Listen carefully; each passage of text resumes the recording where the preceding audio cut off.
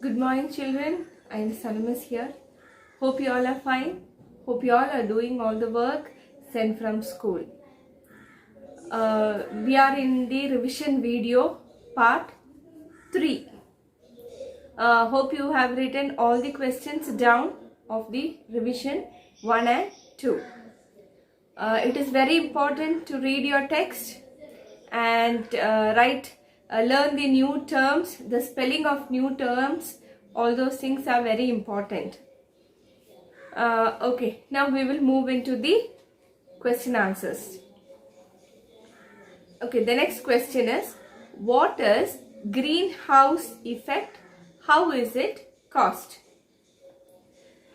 Some gases like carbon dioxide, methane are known as the greenhouse gases. These are present in the Earth's atmosphere. They prevent the escape of the heat from the Earth by absorbing the infrared light from the sun. So the carbon dioxide and methane are greenhouse gases. They will not allow the heat of the atmosphere to escape into the space. So as a result of this, an increase in the percentage of greenhouse gases in the atmosphere, this would cause an average increase in the temperature worldwide. And this phenomenon is known as greenhouse effect. So these gases, carbon dioxide and methane, they will not allow the heat of the atmosphere to escape. So this will increase. So what happens is, this will increase the temperature of our Earth. So that is the greenhouse effect. So I will read this question and answer once again.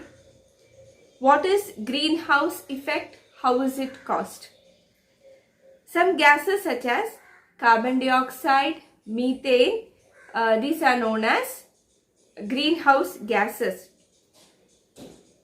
These are present in the Earth's atmosphere, prevent the escape of the heat from the Earth by absorbing the infrared light from the sun. An increase in the percentage of these greenhouse gases in the atmosphere would cause an increase in the average temperature worldwide, and this phenomenon is known as greenhouse effect. Next one, give reasons of the following.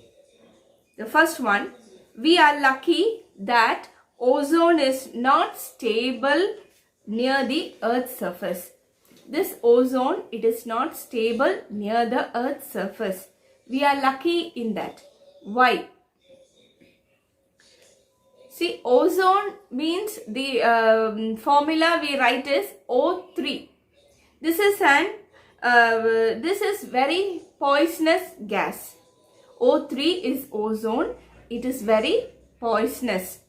So nearer to the Earth, it is unstable, and it is the diatomic structure, that is O2, that is oxygen.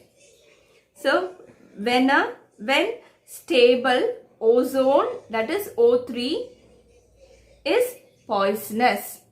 Near the Earth, it is unstable and hence is a diatomic molecule of oxygen. So it is splits. Near the Earth, it splits. So what happens here? Only diatomic structure, only O2 is present. O3 is poisonous, and this is not unstable near our Earth's surface. Since it is poisonous and unstable near the Earth's surface, we are lucky. Now the next question. The combustion of fossil fuels increases the amount of suspended particles in air. The suspended particles increase due to the unburned carbon particles or hydrocarbons present in the fossil fuels. So the combustion of fossil fuels is nothing but coal and petroleum. Fossil fuels are coal and petroleum. When these are burning, what happens is the suspended particles are present in the atmosphere. That is due to the unburnt carbon particles or hydrocarbons present in the fossil fuels. Now next one is, what is atmospheric nitrogen fixation, or what is atmospheric fixation of nitrogen? The answer is, during lightning in the sky, the atmospheric nitrogen and oxygen combine to form nitric oxide, that is NO, which on dissolving in water forms nitrous acid, that is HNO2, and nitric acid HNO3, which reacts with soil salts to form nitrates in the soil. So during lightning in the soil, the atmospheric nitrogen and oxygen combine and form nitric oxide. So which on dissolving in water forms nitrous acid and nitric acid, which reacts with the salts present in the soil to form the nitrates in the soil. Okay, the next question. Mention a cause and consequence of acid rain. The burning of fossil fuels like coal and petroleum produces oxides of nitrogen and sulfur which reach the atmosphere. When they dissolve in rain, they form acids like nitric acid and sulfuric acid like compounds and fall as acid rain. Okay, next one is, mention any 4 measures that should be taken to maintain the soil fertility. So first one is crop rotation. Next one is growing leguminous plants. Then C, leaving the soil uncultivated for 1 or 2 seasons, thus giving it time to regain its fertility. Then D, adding manure. So when you do all these things, you can maintain the fertility of the soil. The next one, what is topsoil? Mention any 2 factors that decide which plants will thrive on what soil. Okay, the topmost layer of the soil contains humus and living organisms in addition to the soil particles. It is called the topsoil. So the topmost layer of the soil will be having the humus and the living organisms in addition to the soil particles. So that is called the topsoil. We know that humus means it is nothing but the dead remains of plants and animals. So all these is called the topsoil. Nutrient content, amount of soil and depth of the soil decide which plants will thrive on the soil. So nutrient content and also the amount of humus present and also the depth of the soil. So all these will decide which plants can thrive or live in this type of soil.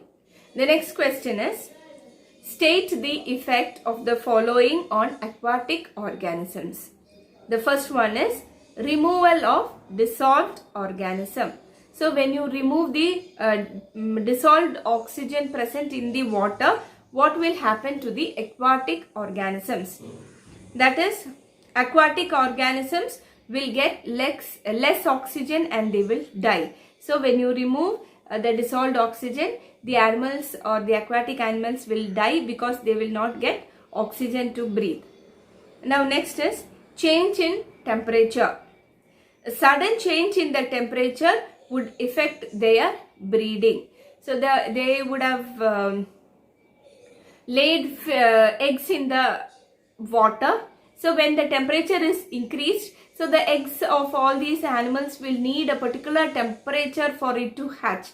So what happens when the temperature, when there is change in temperature, whether there is increase or decrease, they will affect the eggs. So that is why we say it would affect their breeding.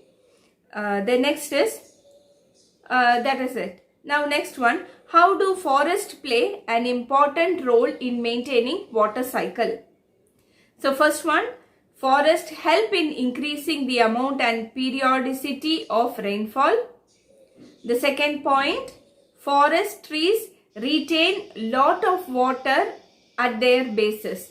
Percolation of water into interior of the earth produces springs which forms rivulets with perennial flow of water. Next question, name the process that returns oxygen to the atmosphere. We all know that photosynthesis is the process that returns oxygen to the atmosphere. The plants take in carbon dioxide, light, water, with the help of chlorophyll they prepare the food. So this is called photosynthesis. So during this, the gas given out is oxygen. So this is how the oxygen is returned to the atmosphere. Next one, write the condition responsible for poor visibility in cold weather. So why it is not clear during cold weathers? The suspended particles like unburnt carbon pollutants bring down the visibility in the cold weather due to the condensation of water in air. So we know that due to the combustion of fossil fuels, lot of suspended particles, when unburnt carbon particles of the fossil fuels, they are suspended and these are pollutants, so they bring down the visibility. And in the cold weather, the water will condense on them. So that is why we are not able to see properly. So the suspended particles like unburnt carbon pollutants bring down the visibility in cold weather due to condensation of water in air. The next question is, how the presence of pollutants present in the air does affect our health? So how is the pollutants are affecting our health? It increases the incidence of allergies, cancer and heart disease. So what happens? The pollutants present in the atmosphere, they will cause allergies, cancer and heart diseases. Next one, name 2 air pollutants which when dissolved with water give rise to acid rain. It is oxides of nitrogen and sulfur. Okay, so these many questions we are discussing today. So you have to write down all this, listen to the video, write down all the questions into your notebook. Hope it is clear for you all. Have a nice day, children. Thank you.